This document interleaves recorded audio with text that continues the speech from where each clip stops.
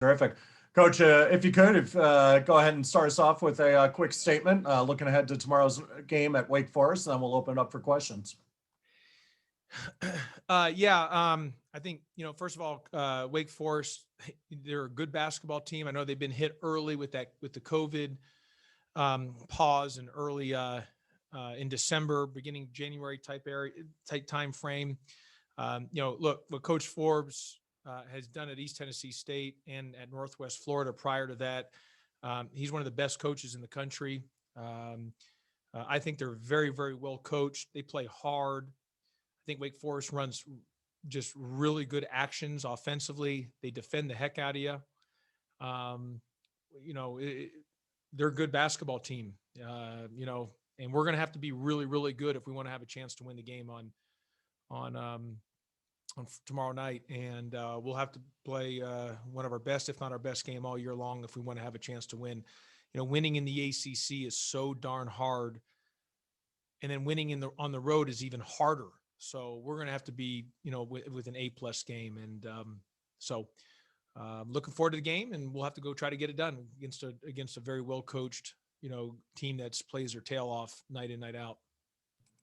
Okay, questions for Coach Pastner. If you have a question, please use the raise hand function within Zoom.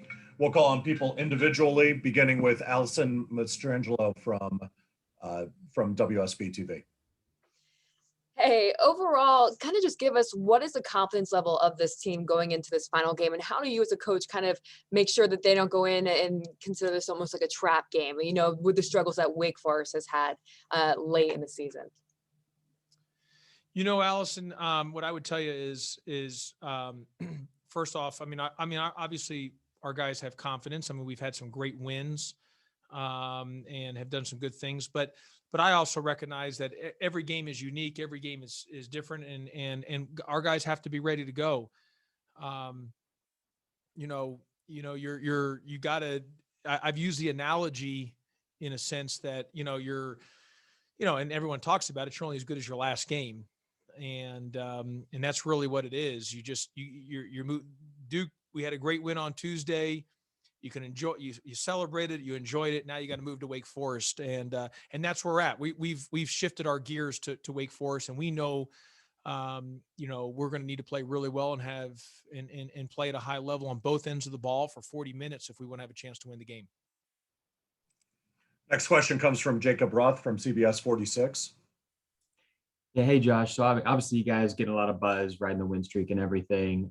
Jose was saying, you're preaching, the good feedback and the bad feedback could both be bad for you. How hard is it really to keep guys focused and tuning out all that buzz that you're getting right now? Jacob, I've always said, if you digest the praise, it's just as poisonous as digesting the negativity. Either way, it can be poisonous to you. And but look, Jacob, I believe in transparency and to over communicate, and there's no denying that. People can go on social media and you can find good or bad what someone says about you. It's there, but you're just going to have to, and we should be able to celebrate. We won a big time game on Tuesday against a tremendous opponent. You want to be able to enjoy that, but you can enjoy it at that time period. And then when you get back to practice the next day, you've got to, move on from that and get ready to go. You are still dealing with 18 to 22-year-olds and who are human beings. And, so there's just natural emotion and momentum involved in all that. So our guys will be ready. That's one thing with an older group, with a group that's, a veteran group. They understand that what we're playing for, and we've got to be ready to go. We got to be ready to go tomorrow night. Next question comes from Rod McKenzie from 247 Sports. Hey, Josh, you inserted Khalid into the starting lineup 6 or 7 games ago. How much of an influence has he had on how the team has played lately? Well, I also want to give a real quick, Rod, that I watched Coach Danny Hall, our famous baseball coach, who has over 1,000 wins. And at some point, they're going to name the stadium after the Danny Hall baseball stadium. There's no doubt about it. The job that he's done. But I listened to his post-game press conference. I know they had a tough loss yesterday, but they're top 15 in the country.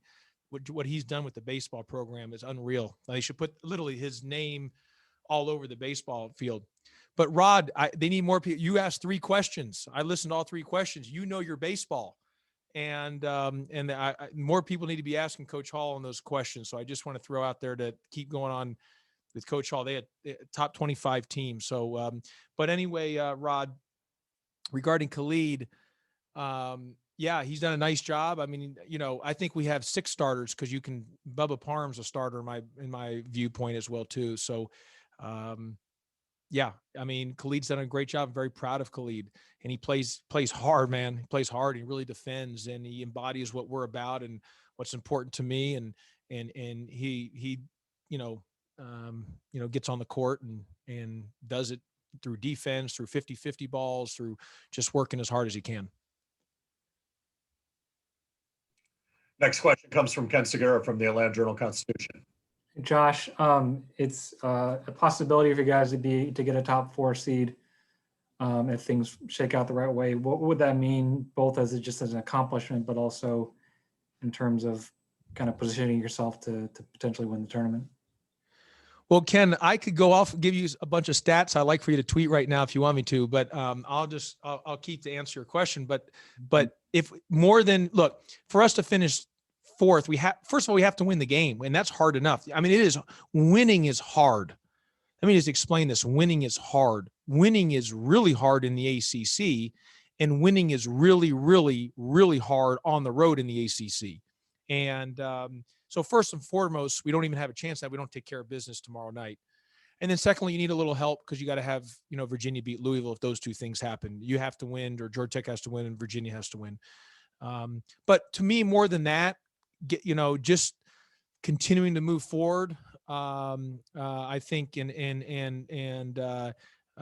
would be just, I thought a big accomplishment, I felt even going back-to-back years of winning records in the ACC, I thought, I was important for our program because we did it last year. And I thought we needed to back it up this year to have back-to-back years of winning records in the ACC. And, that was important for us to do. And of course we've had things, where it's never happened before and back-to-back double-digit wins, but, and then the first time since 2005 to have a bye, and, and also it would be great if we were fortunate enough to win, regardless if we got the 4th, go back-to-back years, your top, again, your goal is you want to win the league, but, at least you're in the upper echelon if you can, continue to win and put yourself in that position. So, and the best thing about the double buys, Ken, besides that where you finish, but you also have an extra day of rest and less games you have to win to try to win the ACC tournament.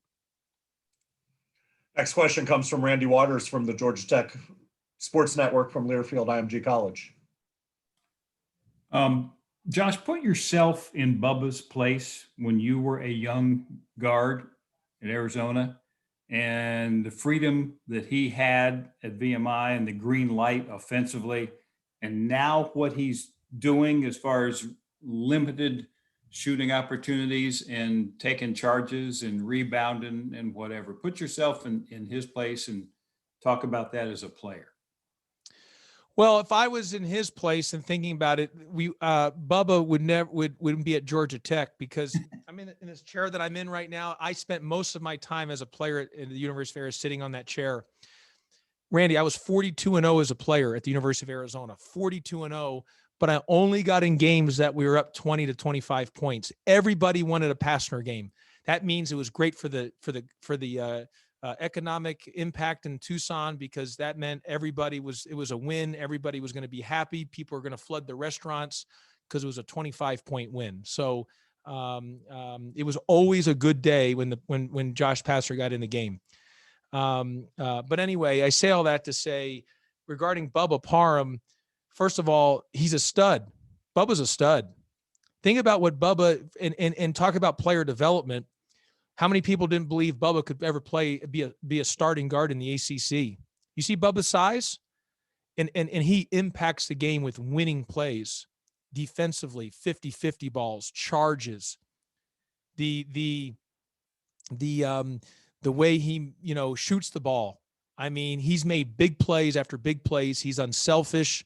His player development, his improvement has been skyrocketed. So ran it from where he was to where he is now. And you're right, playing those, you know, he's a winner, and to do what he's done, he's a winner. And, you know, he's just gotten better, and he's a starter in the ACC. He's a starting guard in the ACC at a high level, and he's proved any doubters about that. He proved them wrong. Next question comes from Justin Felder from Fox 5. Hey, Josh, you guys have at least 2 more opportunities to add to the resume, but do you think that you've already done enough to be in the tournament, or should a win tomorrow be enough to lock you guys in? We're in the we are, right as of today, we are a lock. I really, truly believe that. Now, you're right. You're guaranteed 2 more games prior to that, because you've got tomorrow and Wednesday or Thursday, depending on the situation. I think to be ultra safe, you got to win one of those 2. I really, you know, I think we're a lock. I think you have to, if you win one of those 2, there's no more stress, in my opinion. If you didn't win both of them 2, I think then you're going to be sweating it out all the way till Sunday. But one of the 2 over the next, you know, whether it's tomorrow or you're in, there's no more stress. If you don't take care of business over the next 2 by winning one of the 2, then you're going to be sweating it out to Sunday, and it's just going to be how the chips could fall. And you're hoping based on our numbers, but I do believe we are strong enough numbers that we deserve to be in, regardless of what happens. Another one from Rod McKenzie. Hey, Josh, you played Wake Forest naturally earlier in the season. What Coach Forbes influences have you seen from the team as they've gone on through the season? Oh, I think Coach Forbes is one of the best coaches in the country. I mean, you see his teams, they play hard, they compete, they defend. And I know he's, you know, like I said, that month they had that pause deal, and I know that's not easy, and he's just taken over. So, I mean, his teams, they're good. I mean, he's a big time coach, and they run great actions offensively. They guard the heck out of you. So we're gonna have to be really good, Rod, if we're gonna have a chance to win this game. Okay, Coach, it looks like that was the last question in queue for you. So safe travels. Good luck tomorrow night, and we'll talk to you tomorrow night. Okay, thanks everybody. Appreciate it. Thanks, Coach. Thank you, Josh.